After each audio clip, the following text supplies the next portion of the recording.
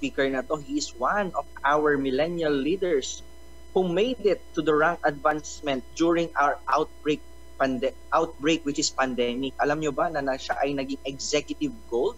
Okay? So, he is a registered medical technologist, a former Unilab medical representative, and in Usana, he is a premier platinum pace setter, multiple Asia Pacific growth qualifier, and multiple travel incentive qualifier, top growth awardee, and a certified next-gen world class. So talagang makinig ka talaga sa kanya. And by the way, this person, siya lang naman yung nag-coach sa akin since day one. Kaya napakatindi ng speaker na to. So please welcome our Executive Gold Director, Coach Geoffe bin Calaycay. Take it away, Coach. Hi, good morning. Good morning, everyone. Good morning, Joshua. Can you hear me loud and clear? All right. So good morning, everyone. And thank you so much, Coach Joshua, our engineer in the house, tama, for being our host for this morning. Grabe ba yun? World-class daw, member ako ng world-class. Ayan. So gusto ko yan, di ba? Because we are next-gen international and we deserve, di ba, with our company profile, the products, and the compensation, talaga namang pang-international yung datingan natin. Actually, first class po yun. Anyways, guys, good morning to our 155 participants. So, maayong buntag sa inyo at tanan na imbag nga bigat yo amin, and to our team in Canada, in Germany, in the US. So, good evening po, or madaling araw yata dyan, or sobrang umaga na, or gabi na. So, good evening po sa inyong lahat. First of all, I would like to thank Miss Beng, our General Manager, and the Team Next Gen International for giving me their trust to teach to you a basic skill. All right, so are you ready, guys? Could you please type excited sa chat box if you are excited to learn the proper strategies every time you present to your client? Alright, so marami nang excited. Ako rin sobrang excited na ako to share. So let me share my screen so that we can begin already. Alright, so okay. Coach Joshua, can you see my screen? Alright, so welcome again to our Power Hour. So this is a training, diba, initiated by our Next Gen International para skill by skill, step by step, ay unti-unting matutunan, especially ng mga bagong associates natin. And later on, after me, we will have an amazing, powerful speaker, si PJ Naelgas, who will deliver also his training. So again, good morning, everyone. And of course, my topic for this morning is all about speaking up, strategies to an effective presentations. I can still remember when I was new in Usana because I started po as a medrep po ng Unilab. So part-time kong ginagawa ang Usana. Nagpupunta ako lagi sa office day by day by day. And then again, sobrang dami kong mga guests kasi I have to run my Premier Platinum Pay Setter. Oh, I'm sure ikaw din nag-run ka ng PPPS mo, tama? So, nagdadala ako ng mga doctors, nagdadala ako ng mga medreps, nagdadala ako ng mga boss ko sa Unilab, tama? Nagdadala ako ng mga friends ko and relatives ko. Why? Kasi sobrang takot na takot talaga ako mag-present. Although I am a medrep already and I have the experience already, but then again, here in Usana, it's a different strategy. It's a different ball game. It's a different communication skills. That is why, sa sobrang takot ko neto, ang ginagawa ko, hinahanap ko sila Coach Pia Salvacion, di ba, nung bago ako, sabi ko, nurse ko sila Coach Ivan, sila yung ipapakausap ko sa mga guests ko. O kaya sila Coach Randy, sila Coach Dottie, sila yung ipapakausap ko sa mga guests ko. Sila Coach Ashley, they are the one who's helping me, sila Coach Golden, when I was starting in Usana. Also, ang ginagawa ko naman is, I observe paano magsalita si Coach Mark Mendoza, si Coach Sarah Mendoza, paano yung communications nila when it comes to Usana, sila Coach Debbie, iba't ibang background, iba't ibang approaches. Then, after 2 weeks that I had hit my Premier Platinum Pay Setter, isa sa mga coaches doon sabi sa akin, Geoffe, kailangan mo na mag-step up. Kailangan mo ikaw na ang mag-present sa mga clients mo. What if busy kami? What if hindi kami available? At least anytime, anywhere, at your own pace, you can present your Usana business.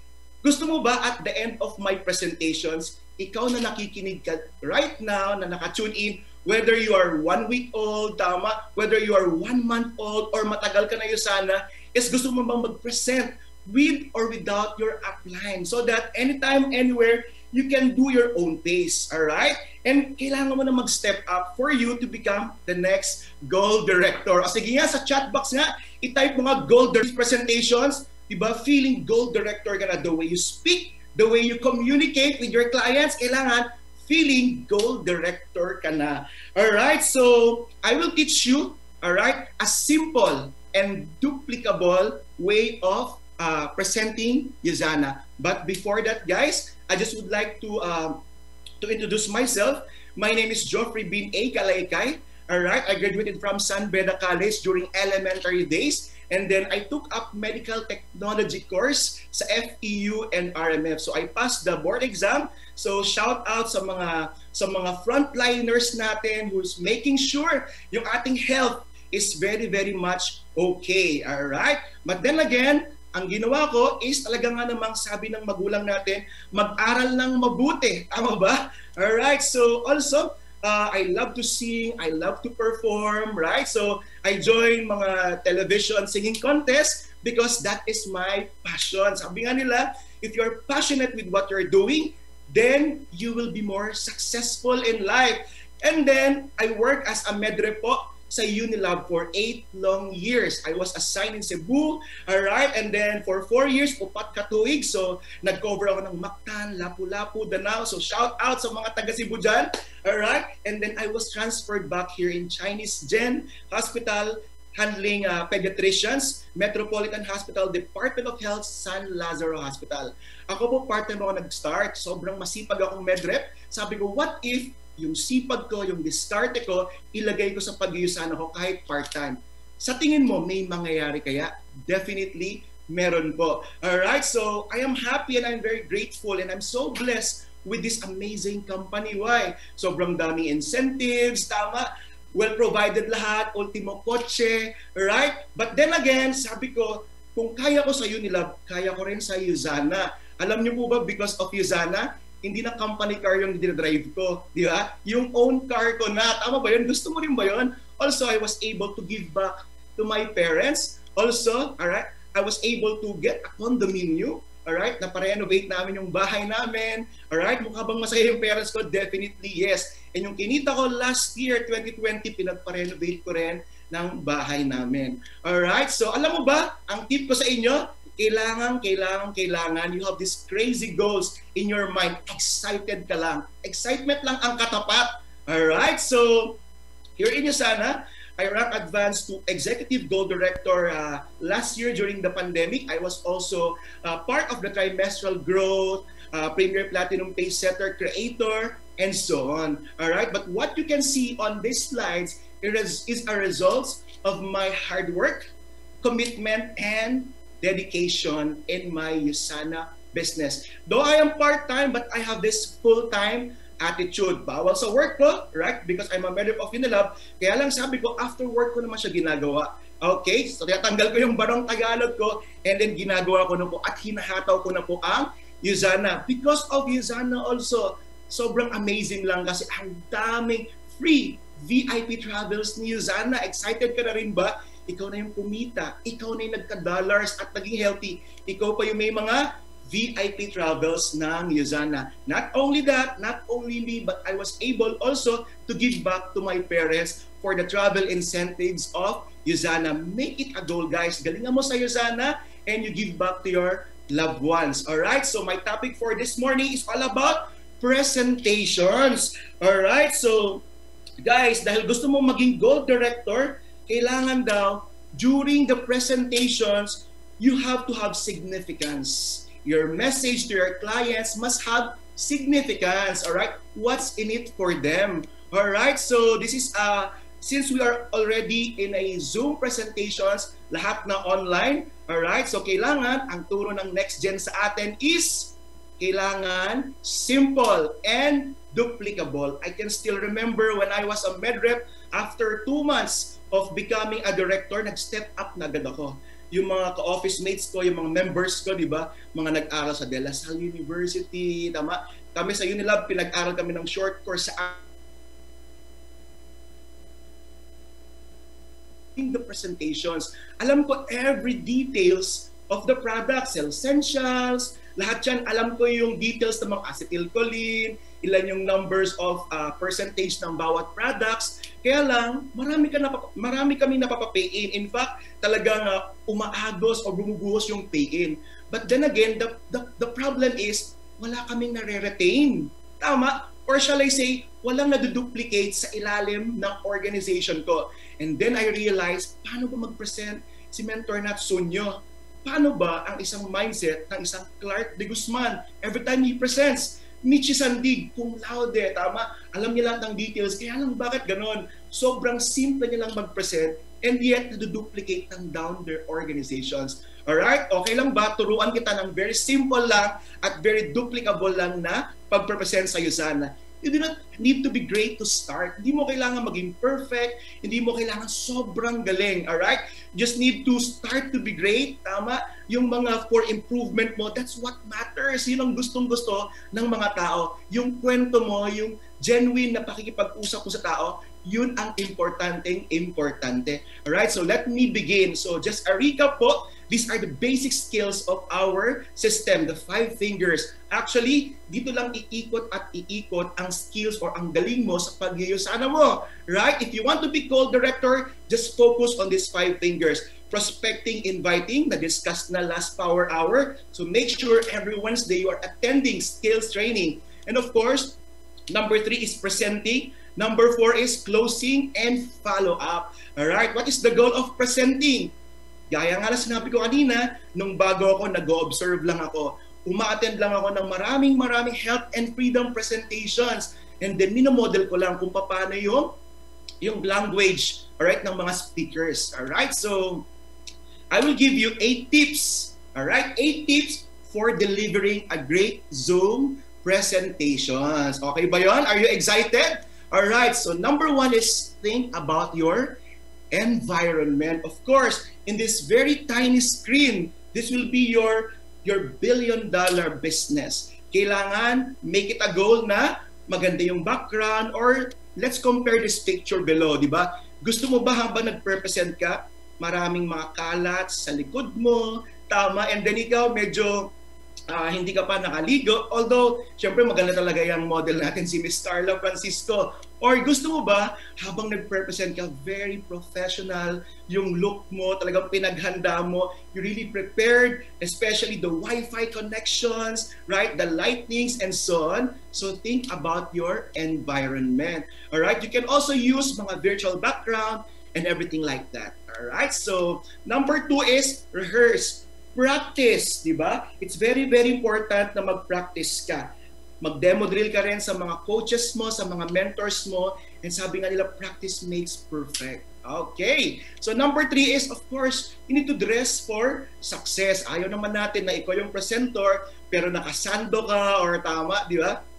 Or hindi okay yung pananamit mo because you are representing a billion-dollar company. You are representing Usana Health Sciences. All right, so proficient prospect, make sure na excuse me po, in delivering your presentations, you need to know your audience, di ba? But before mo ipakausap sa mga coaches mo or before mo makausapin yung client mo, make sure na form mo siya. Alam niyo yung form, di ba? Ano ba yung family background niya? Ano ba yung occupations niya? Ano yung mga recreations niya? Ano yung personalities niya? Tama? So that you can deliver, tama, and modify your presentations. Oh, make sure guys kasi when I was starting, grabe, compro pa lang, product line pa lang. Dahil sobrang gusto ko magpaka-expert sa products, inaabot ako ng 40 minutes, compro pa lang yun. Then another comp plan, 40 minutes. Guys, dapat pala, in this type of business, kailangan mabilis lang yung presentations mo. Why? Merong mag-closing after you, right, to share his stories. So, your goal, if napunta ka sa compro plan, is just to present the company profile and the compensation plan for like about 20 minutes sa compro, 20 minutes sa complan. Alright? So, ganun lang siya. So maximum of 1 hour kasama na yung closing. Because as we all know, very small lang yung span of attention ng mga viewers natin. Saka gusto mong i-perfect lahat, di ba? Sayang kasi may magko-closing part pa. Alright, are we learning, guys? Of course, number 7 is you need to talk to your guest language. Alright, so huwag ka naman sobrang Englishero kapag di ka naman kilala talaga na nag-i-English, konting level up lang. But then again, sabi nga ni Coach Michi, talk to your guest language pa rin. Fact tells and stories sell. Sabi nga dito, is it your message information or your mission? Alright, so is it your cold facts or you does it with your passion? Alright, so we have to be genuinely telling our stories. Alright, so, and of course, keep it short and simple. Okay, so how to conduct effectively Ayusana presentations. Alright, so ready ka na ba? Type mo nga ready if ready ka na and get your pen and paper so that you can effectively, right? So you can effectively deliver the message here in Usana. But before that, we have to know that there are 4 types of personalities. Yes po, diba? Kailangan yung personality ng kausap mo is dun mo rin nilalagay. Alright, so okay lang ba bigyan kita ng tips? Ano ba tong 4 na personality ng mga audience mo or ng clients mo or ng guests mo? Number 1, may kakilala ka bang ganyan? Tama. Yung very goal-getter, yung dating, tama. And then, eto yung mga type of choleric person. Alright, may mga kaibigan ka ba na gusto straightforward na? Ayaw ng paligoy-ligoy, ayaw ng sobrang hina yung boses mo. Sila yung mga type ng mga choleric person. You have to gain the respect first.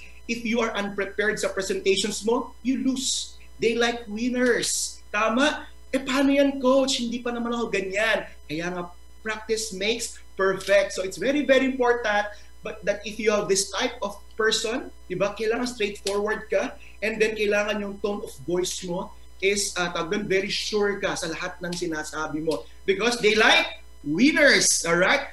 Marami ka bang mga boss, managers, titos na ganyan? Kailangan i-invite mo na sila sa Usana. Or meron ka bang kakilalang ganito? Okay, yung sobrang masiyahin, di ba? Gusto nila enjoy lang. Gusto nila mga video presentations and so on. Sila yung mga type of sanguine person, di ba? You tell them how much fun it will be if they decided to be part of Usana. Kailangan with energy ka dyan, with conviction, and with so much enthusiasm. May kakilala ka bang ganyan?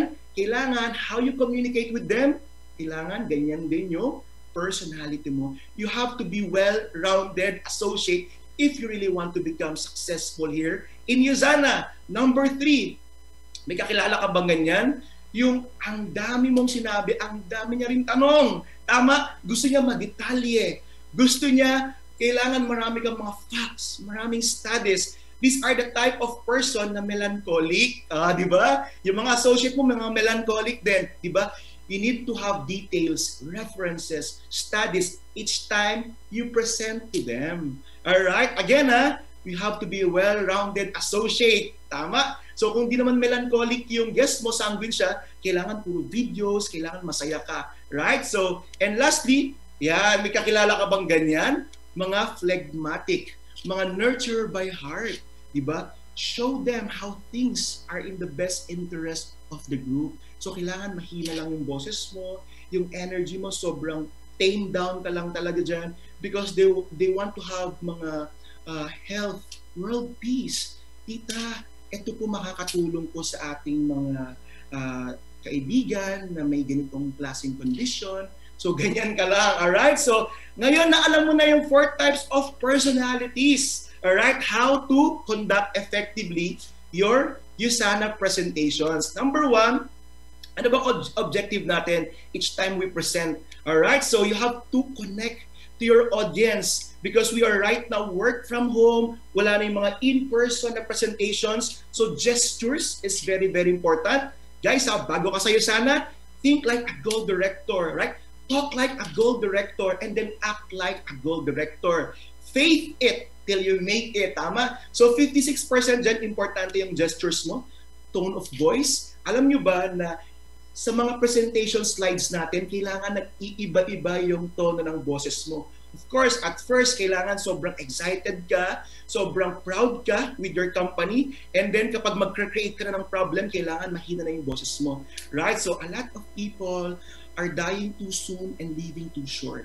Baka po may kakilala po kayong who are suffering from these conditions. Right? You put yourself sa shoes nila. Alright? It's very, very important. The tone of voice is recommended. 7% lang yung words. Tama? And ang maganda yan is dapat kwento mo lang lahat, your experience with the products, with Usana and everything like that. Alright, so knowledge is power, but enthusiasm pulls the switch. Alright, ano bang objective ng pag-Usana mo? Okay, hold their attention. Alright, 5 seconds lang. Dapat first part pa lang ng Usana mo, smile ka na, eye contact. Oh, di ba? Sige nga, eye contact ka nga sa akin. Magbigay ka ng quote or trivia or crack a joke para makuha mo na yung attention mo. Attention ng audience mo. Like for example, eto. Di ba? Kilala nyo ba to guys? Our gold director, si Dr. Noel Christopher natin, sabi niya, dentista sa umaga, TikToker sa hapon. O di ba? Okay ba yun? And then sabi naman niya, pero sa gabi, artista po ako. O di ba? Nakuha niya na ba yung attention mo? Definitely, yes. So guys, kailangan importante 5 seconds rapport lang, makuha mo na yung attention niya. And guys, magkakaroon siya ng interest. Hindi mo kailangan ikwento yung buong background mo for 5 minutes. Tama? All you need to do is just 5 seconds rapport lang. Alright? So, grabe yung galing mag-TikTok ni Doc, no? So, yan guys. Another objective of your Usana presentations is that you need to promote understanding of what you offer. What's in it for them? Ano ba ang Usana for them? Alright? Ano ba ang kailangan nila for this part of presentations? Alright? So, ikwento mo lang siya. And then, you need to lead them to an informed decision. Alright? So, bakit niya kailangan mag-Usana? Tama, hindi mo kailangan ikwento yung buong slides. Hindi mo kailangan i-detail lahat ng buong slides. You just need to give them an informed decision kung bakit siya mag-Usana. Kaya it's very, very important. If bago ka pa lang, umattend ka ng maraming health and freedom presentations and then mag-demo drill ka sa coach mo and then pag-practicean mo sa bahay mo yung parents mo, tama, yung girlfriend mo, yung boyfriend mo para makita niya na or makita mo kung paano ka nag-represent. Pwede mo rin siyang i-record. Alright, so ano ba dapat ang maramdaman ng kausap mo? During presentations, kailangan ito yung ma-feel ko kapag nag-present ka. Right? So, dapat, number 1, makita niya na ang Usana ang sagot sa need niya. Alright? So, be it in health, alright? Be it in finances, be it on having a time freedom, or shall I say, working from home, or business online, kailangan makita ng kausap mo na ang Usana ang sagot sa need niya. Ano pang kailangan maramdaman ng kausap mo? Alright? Kailangan mamangha siya. Grabe, New York Stock Exchange listed. We have an enviable record of financial strength. It means that our company is a very, very stable company. Could you imagine we are publicly traded po sa NYSE? Me as an accountant, magkwento ka ng konti, right? Hindi mo kailangan basahin yung buong slides na yan. Alright? What else? Kailangan maniwala siya. You know what? There are a lot of people talaga po na nag-earn sa Usana by placing their orders left and sa right. Products is equals to points is equals to dollars. So 5,000 times 20%, that's 51,000 pesos in 1 week. Gusto mo ba yun? Mga ganong patanong, di ba? Importante yon. Alright? So, hindi ka kailangan maging stiff. Kailangan sobrang natural ka lang talaga. And then number 3, kailangan magtiwala siya. Bigyan mo siya. The founder, the founder of our company is Dr. Wentz, but he's a microbiologist, an immunologist, and a philanthropist. Alright, so kung phlegmatic, ang founder po namin ay isa pong philanthropist. Tumutulong po siya sa billion-billion na tao with our works here in Usana because we are helping humanity. O, naalala mo yung 4 types of personalities? Iba-iba din kasi yun yung personality ng kausap mo. Alright, so ano pa dapat? Ano pa dapat ang maramdaman ng kausap mo? Kailangan ma-inspire siya. Alright? Use other people's results. Pare, bago ka pa lang, when I was starting here in Usana, Grabe, sabi ko, bago pa lang ako, wala pa naman ako masyadong resulta. Why not i-post ko sa mga slides ko, sila Mentor Clark, sila Mentor John Bay, sila Mentor Bay, sila Coach Jeffer, tama? Sila Coach Martin. Then, ikwento mo yung very inspiring story nila that you yourself, you're starting here in Usana, but you were inspired by these people who are also helping you. Alright? So, kailangan maramdaman niya, magtiwala siya, maniwala siya, mamangha siya, ma-inspire siya, and of course, kailangan na Usana ang sagot sa kagustuhan niyang maging successful or maging healthy sa Usana. Are you learning so far? So, I have 5 minutes more. So there are 3 parts of Usana presentations. Are you ready? Tama, ano ba yung 3 parts ng Usana presentations na dapat mong ma-master para with or without your upline, nasa office ka, or tama, hindi pagising yung upline mo, di ba? Ikaw, dahil magiging goal director ka, ready ka nang mag-present ng Usana. Alright, so open-minding should only be 5 minutes, di ba? I observe sa iba open-minding 15 minutes. That's too much because you have only 20 minutes for the compro and 20 minutes for the complan. So inubos mo na yung part na magko-closing, eh yun pa naman yung pinaka-importanteng part. So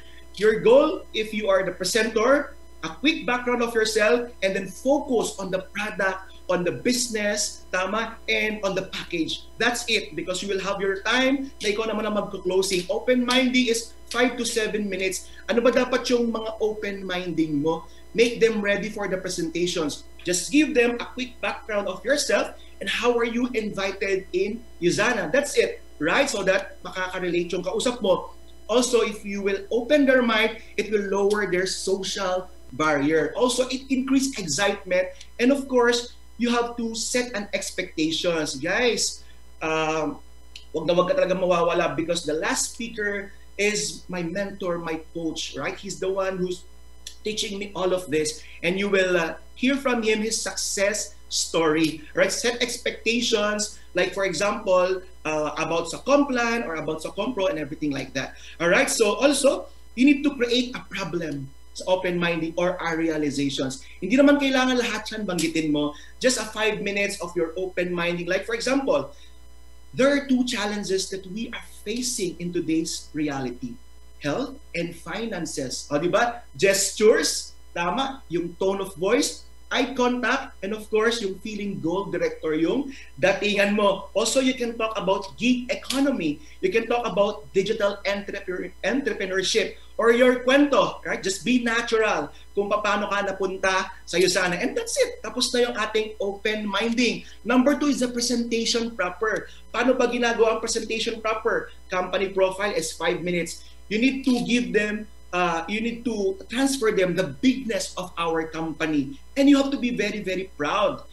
And you have to attend several trainings so that yung belief mo is talagang lumalim pa. Alright? So that each time you present, you are credible enough to do so. Stability of the company, di ba? Kailangan sobrang proud ka dyan sa first part ng presentations. Alright? Ops, hindi mo kailangan ikwento lahat. Kailangan lang is yung gestures, yung tone of voice, and then yung words is only 7%. Alright? Products. Ano ba sa product part? Kasi yung iba, ako dati as a medtech, tama? Kinikwento ko lahat ng policy, Usanimas, Celavive, guys. Siguro mag-focus tayo dun sa Usana difference. Like for example, yung third-party research natin, right? Doon ka mag-focus kasi yung edge natin over the other products in the market, di ba? You need to create a need and offer a solution. Usana difference and what's in it for them. Don't just tell. Huwag mo lang sabihin yung facts that this is policy, this is Prof. Labano. See, you ask them. Like for example, may kakilala ka bang who is suffering from these conditions? Alright, so may kakilala ka bang gusto lalong bumata? So we are offering this Celavive all-natural skincare products. That's it. Hindi mo kailangan banggitin yung mga formulations and so on. Kasi at the end of the presentations, guys, maniwala ka, bibili lang yan ng products. Tapos ang binili pa, Pure Rest or Usanimals, ang haba-haba ng present mo. So FYI lang yung mga products natin because there is a specific topic if they will join sa Usana. Right? So what else? Compensation plan. Ano yung compensation plan? Kailangan during the compensation after 20 minutes of products, you need to excite them. Bring back the excitement. Make it simple. Yung ways to earn. There are 6 ways to earn here in Usana. give them, and then at the end of the 6 ways to earn, give them a reason to act now. Smart positioning, and then siguro ikwento mo din yung mga packages, and how do you want to start, credit card, cash, lahat yan, may mga skills training tayo dyan every Wednesday, so make sure lagi kang uma-attend ng Wednesday presentations. And of course, closing the deal. It's very, very important na mag-close ng deal. Though, may mag-closing, and that's another 20 to 30 minutes of his time, di ba? So, ikaw, bago ka sa Usana, you observe as many closing as you can so that you can mirror also your guest profile dun sa speaker. Alright? And bilang bago pa lang, your personal story is very, very important. So, separate training tayo dyan. Alright? So, guys, thank you very much for your time. Sabi nga sa Proverbs 16:3, di ba? Commit your actions to the Lord and your plans will succeed. Commit your work to the Lord and your plans will be established. Congratulations for attending this Power Hour training. And of course, yung next na mag-represent sa akin will be so amazing. Alright, so again, maayong buntag, and back to our host, Coach Joshua. Thank you, guys.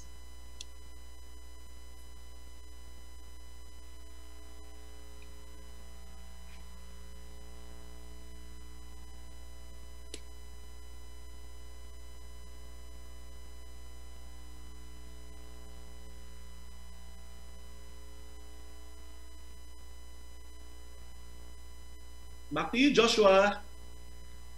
Walang audio.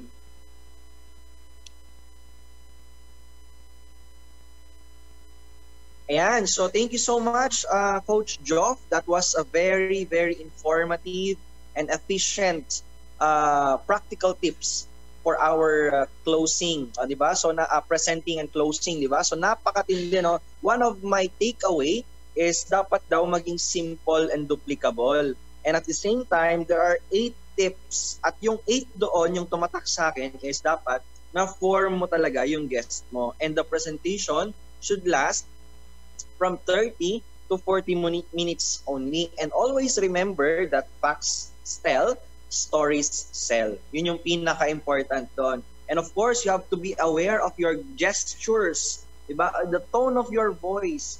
And of course, yung pag-catch mo ng attention, diba? Yung kay Doc Noel, di ba, nakaka-amaze, di ba? Catch na catch yung attention ko dun eh. And of course, lastly, yung 3 parts ng presentation. Okay? 3 siya, open mind, presentation proper, and the closing part. So, thank you so much again, Coach Geoffe. We learned a lot. That was amazing indeed. Ano? We are so blessed to have you during this Power Hour. Now, let's go to our next speaker. We will also be learning, okay, techniques that are so powerful for us. Okay, this person is one of the youngest top millennial leaders who retired from his job. Okay, hindi basta-basta yung iniwan nitong trabaho. And know what, guys? In just 3 months, nakapag-retire na siya. Okay, he is a certified public accountant, a former auditor at PricewaterhouseCoopers, and in Usana, he is a premier platinum pace setter, an elite circle member, a ₱1 million achiever, a top growth, and a certified next-gen first class. Ladies and gentlemen, without further ado, let us all welcome our Executive Gold Director, Coach Patrick Naelgas. All right. Good morning, everyone. Thank you for that wonderful introduction, Coach Josh. And thank you, Coach Geoffe, for that training. Sobrang lodi. Na-pressure tuloy ako bakit ako biglang naging pangalawa. So, dapat pala nauna na lang pala ako.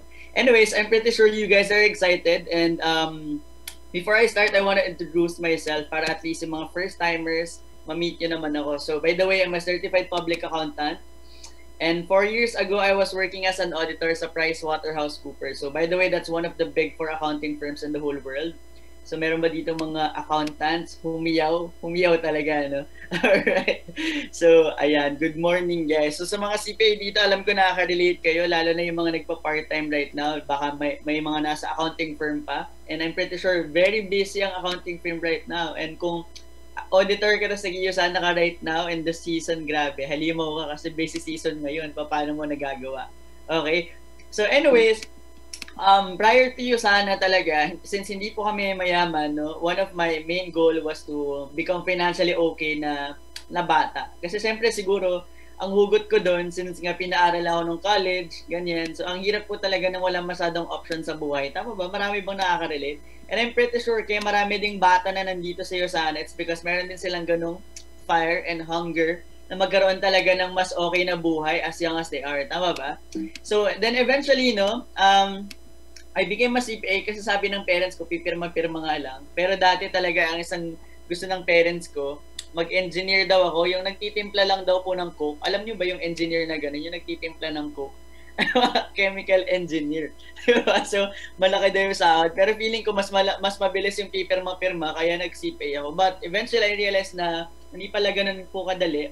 And that's the reason why I work as an auditor para bumilis po agad yung value ko sa corporate. But then siguro, kahit sobrang passionate mo sa ginagawa mo, parang sabi nga ni Coach Geoffe kanina na kailangan mo maging passionate, I was also passionate about my job.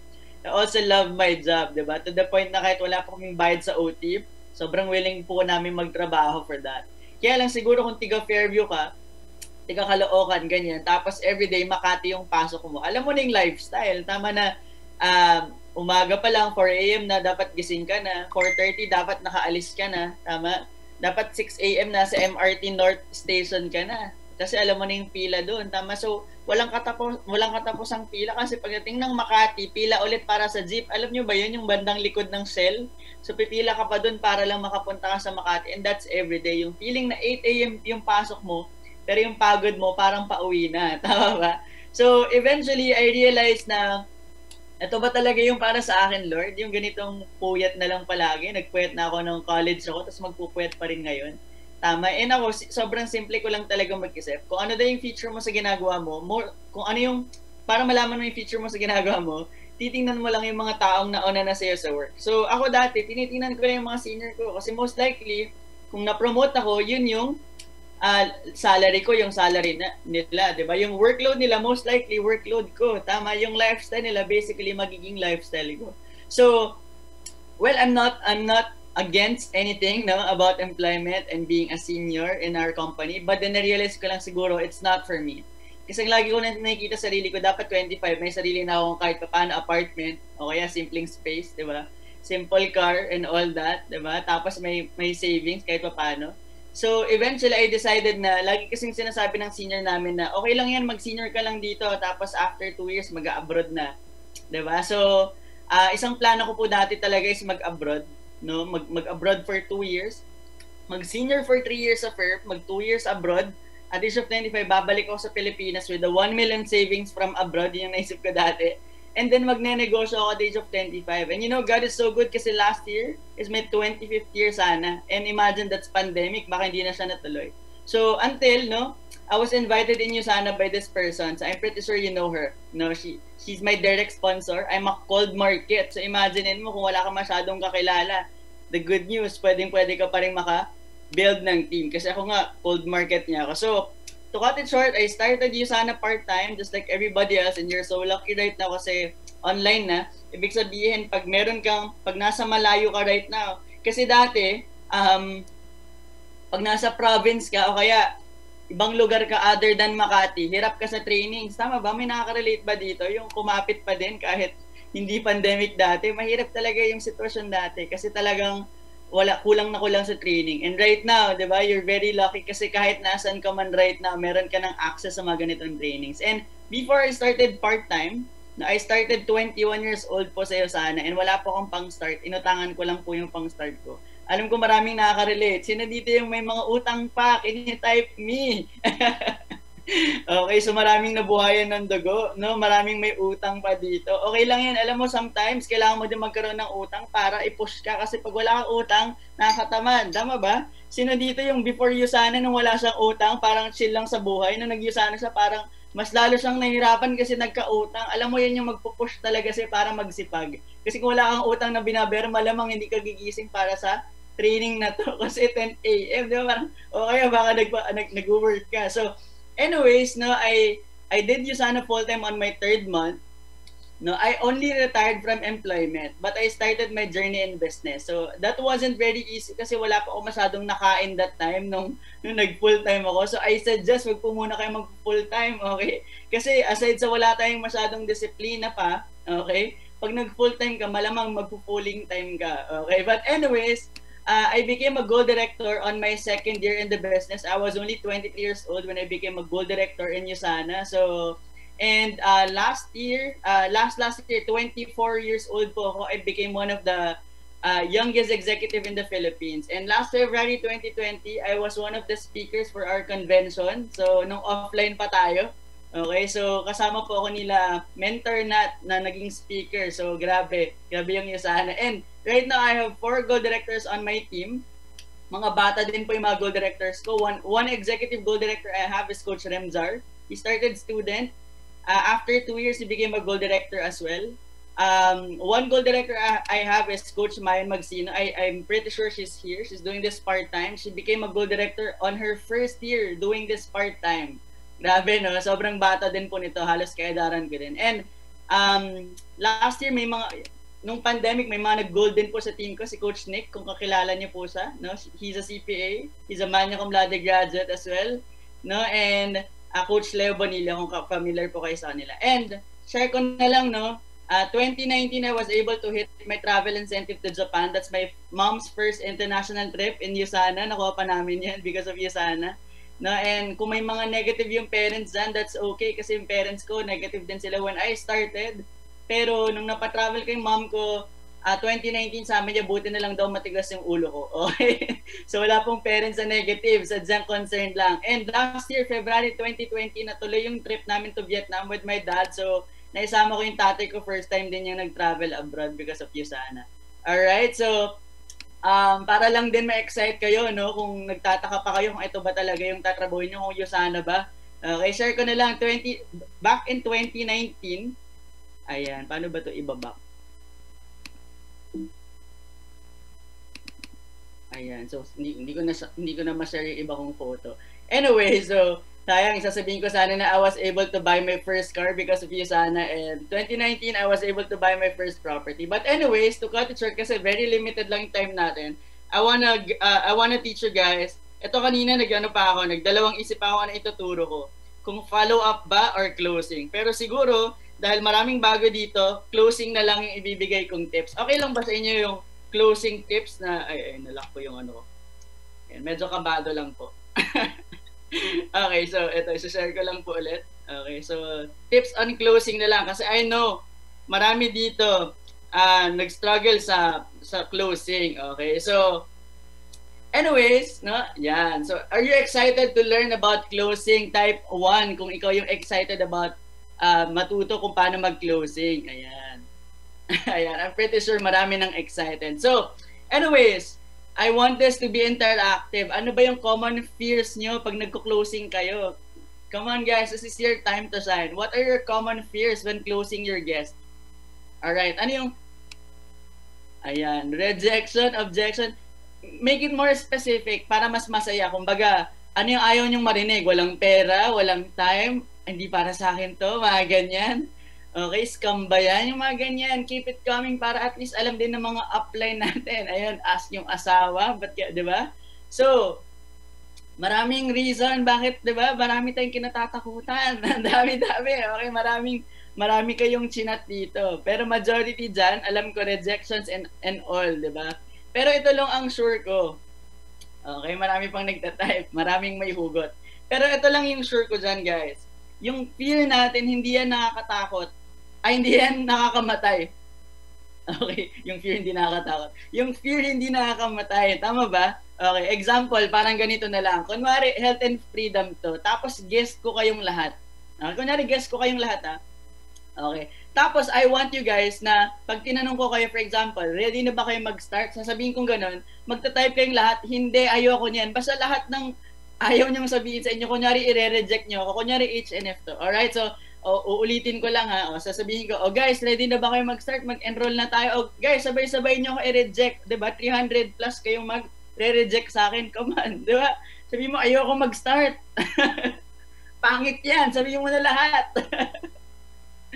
Okay, so ang dami kayo nag-reject, di ba? 300 agad, tapos kung ano-ano pang pinagsasabi nyo sa akin, okay?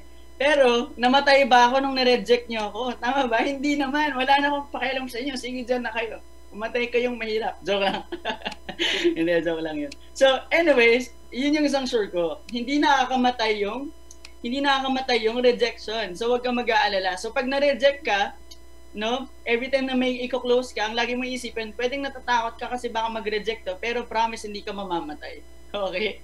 So, anyways, these are the qualities ng isang associate na kayang-kayang mag-close ng deal. Okay, number 1, letter A, knowledgeable about the company and industry. Okay, bakit mahalaga na knowledgeable ka? Okay, kasi the reason bakit hindi ka confident ngayon kasi wala ka masyadong alam. Okay, sino dito yung pag na closing na ibabagsak na yung 46,000. Feeling natin yung 46,000 ang mahal-mahal. Sino nag-agree? Parang grabe, 46,000 to na, kaya naman itong i-share. Pwede bang ibagsak na lang ng upline ko na package, yung 200 points, yung 20,000. Okay? Alam nyo, kaya feeling nyo mahal yung 46,000, hindi nyo pa alam yung value ng 46,000 para sa inyo. So might as well, you should be knowledgeable about the value. Kasi yung mahal na term, okay, nasa perspective lang yan. Okay? For example, yung 100 pesos ba, mahal or mura? Can you type, no? 100 pesos, mahal or mura? Mura. Di ba? 100 pesos, muta. Sabi pa ng isang muta. Okay, mura. Okay. Pero, 100 pesos na toothpick, mahal or mura? Di ba? Toothpick, 100 pesos, mahal or mura? Di ba? Siyempre, mahal na. Kasi nga, toothpick. Di ba? Okay, ito, 500,000 pesos, mahal or mura? Mahal or mura yung 500,000, di ba? Mahal, di ba? Pero imagine niyo, okay? Mahal lahat naman mahal yung sinabi, di ba? Sana all mura. Sabi ni Rhea daw, mura daw yung 500,000. Okay. What if, guys, Lamborghini, brand new, 500,000 binibenta, mura or mahal? Di ba mura na? So it depends on the value, di ba? So, ganun lang din guys sa Usana. Yung 46,000, pag namamahalan ka pa dyan, di mo alam, hindi ka knowledgeable about the value na sinasare mo. Alright? And number 2, letter B, belief in the company, in industry, and your team, your upline. It's very important na naniniwala ka na pinakamagandang supplement yung Usana kasi baka hanggang ngayon, naniniwala ka pa rin na yung Centrum yung mas magandang ibenta. Tama ba? Okay, so dapat naniniwala ka na, di ba, yung company natin is napakaganda. Industry, okay? How can we say na network marketing is one of the best industry? Dapat naniniwala ka din. Guys, baka ang dami pang objection sa sarili mo, sa dapat magpagamot ka muna sa upline mo kung marami ka pang misbelief. So if symptoms persist, di ba, consult your upline, okay? Letter C, confidence about your self-worth. Grabe, may pagganon si Coach PJ, self-worth in your dreams. Sometimes kasi, nahihirapan mag-closing yung iba kasi feeling nila masyado silang ambisyoso kaya nag-Usana. Gets ba? Baka sabihin ng friend ko, masyadong ambitious to be part of this. Diba? Hindi naman guys masama na hilingin na kumita ka ng 200,000 per month, ng 500,000 per month, ng 1 million, na in the future magka-time freedom ka. Guys, it's not too ambitious. You have to be confident about it. Right? You have to be confident kahit di ka pa kumikita. Diba? Darating ka din doon. Be confident about it. Darating ka din doon. Alright, the reason ba't nahihiya ka mag-closing is because feeling mo hindi ka darating ng guest, darating ka din talaga doon. Time lang talaga, di ba? And of course, good listening skills. Kasi a lot of us, no, gustong-gusto natin pag-closing, lagi lang tayo nagsasalita, lagi lang tayo nagsashare. Di ba? Nakakalimutan natin paminsan magtanong and makinig. And that's very important kasi hindi naman lahat gustong magkaroon ng time with their family. Pag nagko-closing ka, puro time with your family ang sinasabi mo. Hindi naman lahat parents eh. Tama ba? May mga single din ang gusto lang naman kumita ng malaki, tama ba?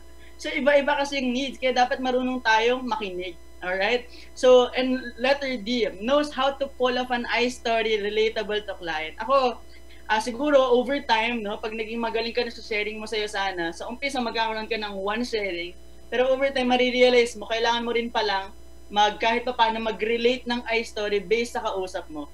Okay? Matututunan nyo din yan by experience and over time. Kasi dati ako paulit-ulit yung sineshare kong story. Nakakatawa, meron pa akong mga sineshare dating quotes, di ba, sa mga closing ko. Pag guest ko yung kausap ko, yun pala, pag guest ka, nakukornihan ka pag quotes, di ba? So, anyways, basta you know how to pull pull off an I-story relatable to clients. That's letter D. So, anyways, how do you close a deal? So, how do you close? Sabi nila, network marketers are the highest paid storytellers. Okay?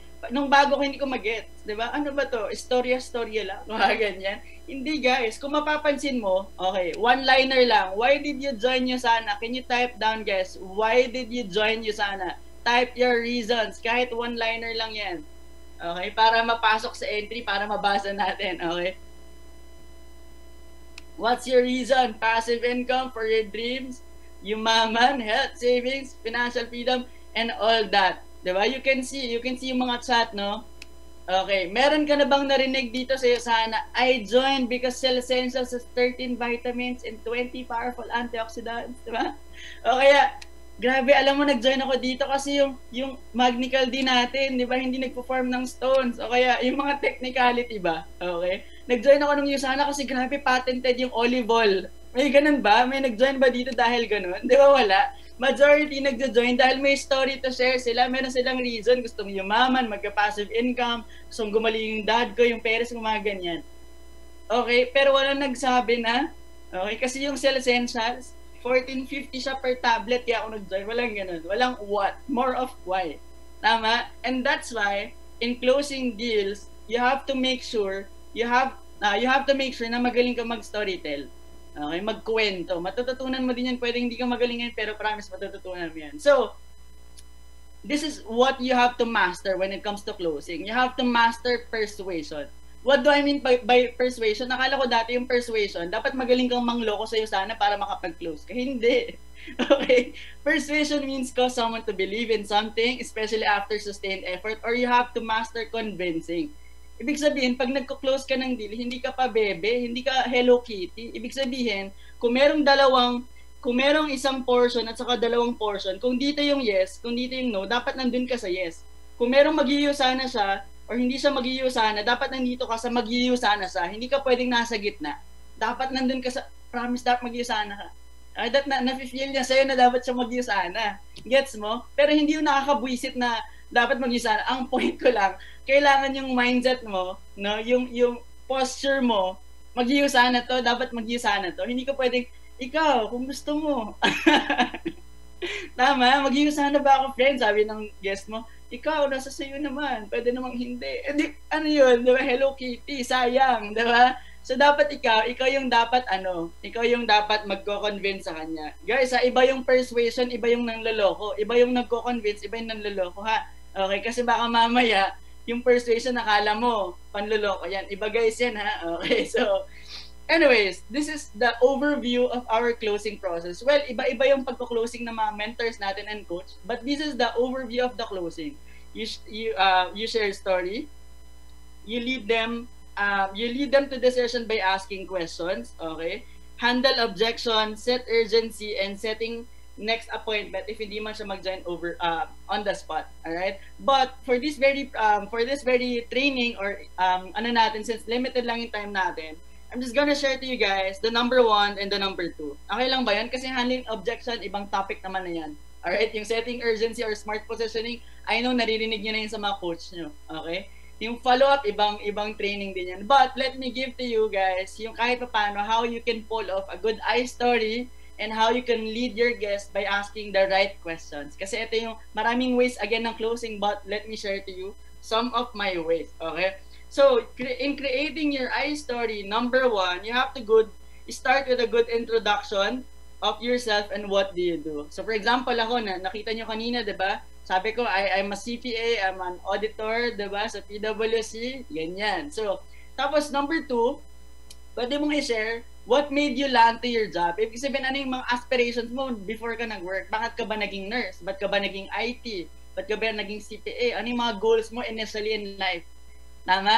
Share that kasi dapat alam din ng friend mo bakit ka napunta sa work mo. Okay? And number 3, after this, you have to share the things that made you look for another opportunity or the things that you were disappointed about your job or the things you're not satisfied about it that you want or you wish to change if possible lang.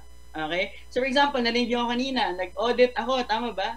But then dahil sa lifestyle na laging gumigising ng 4 a.m. para lang makapasok ng 8 a.m., Tapos, anong oras kami umuwi, nag-OT pa, ganyan. Tapos, magkano lang yung sahod namin. Na-realize ko, parang hindi to para sa akin. Ito ba talaga? Gets, ba? Okay, so sorry, tumalon yung slide ko. Okay, so, share the things na nagpabago ng isip mo o kaya nagpahanap sa'yo ng other opportunity. Gets nyo? Kasi dapat maintindihan ng friend nyo bakit ka bigla nag-Usana. Okay? And number 4, how Usana came. O paano ka na na-invite sa Usana. Okay? And number 5, tell them what's your initial impression. Okay? Bakit mag-share ka ng initial impression about Usana? Kasi kung negative ka dati, tapos share mo na, alam mo nung nakita ko to, hindi nga ako ganun ka-positive kasi feeling ko ito yung ginagawa ng mga taong walang mahanap ng matinong work, walang matinong career. Kasi baka yung in-invite mo, negative din siya nung una mo siyang in-invite. Now, pag share mo yung number 5, yung impression mo, makaka-relate yan sa'yo. Hala, negative din pala to dati. Bakit to nag-join? Mapapatanong na ng ganun yun. Makaka-relate siya sa'yo. Alright? And number 6, what are the solid realizations that made you decide to start even you are in doubt? Okay, mga realizations. Alright, so, enough of that. Pero siguro, isa-share ko lang din sa inyo the leading to decision kasi very limited na lang yung time ko. Ito yung usually nating naririnig. Tama ba? Just in case mag-start ka, saan mo gusto. Okay? Just in case mag-start ka, magka-cash ka ba, magka-card ka. I know, narinig nyo na yan. Pero I'll give you this 5 effective questions na pwede nyong tanungin sa guest nyo.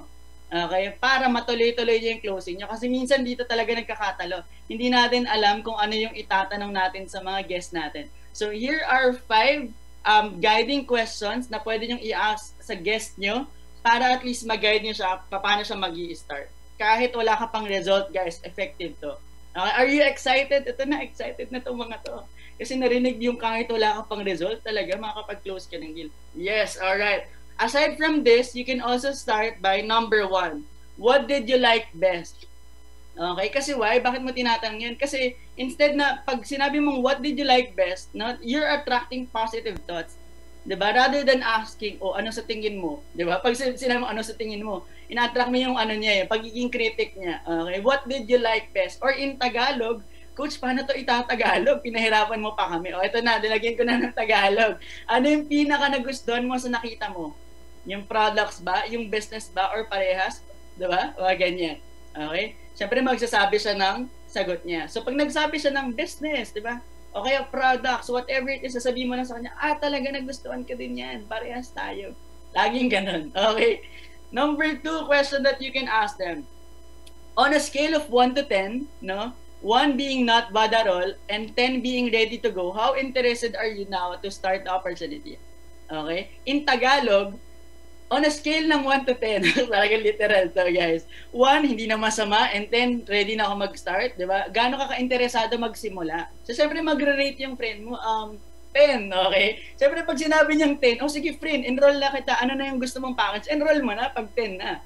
Okay? Pero pag nagsabi siya ng any number below 10, kahit ano man yan, 1, 2, 3, 4, 5. Okay, pag sinabi niyang 5, okay, 5 friend. Sige, ganito na lang. Ano yung pwede kong maitulong sa'yo para maging 10 yan? Kasi dito, by now, lalabas na yung mga objections niya. Okay, so, and there you can handle the objections. Walang time, walang pera, and all that. Okay, lalabas na yung lahat. Pwede mong i-take note. Alright? And number 3, ganito. O sige, friend, since sabi mo, wala kang time, wala kang pera, and all that. Sige, number 3.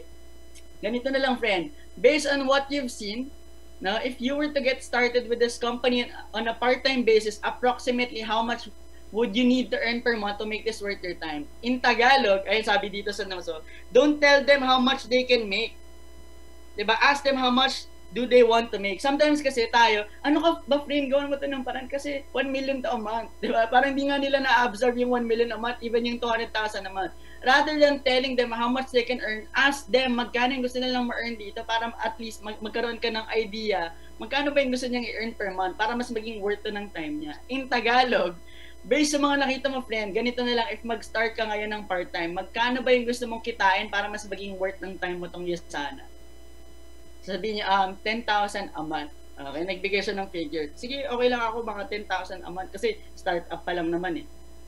Okay. Sabi mo, friend, di ba basic ka? Ngayon, ilang oras yung kaya mong i-commit each week para ma-develop yung ganong klase ng income? Kasi syempre, friend, iba-iba tayo ng schedule eh. So, ilang hours yung kaya mong ibigay? Siguro, friend, mga 2 hours a day lang o kaya 1 to 2 hours. So, siguro mga 5 to 10 hours a week. Oh, friend, okay na yan. 10 hours a week is so okay. Alright?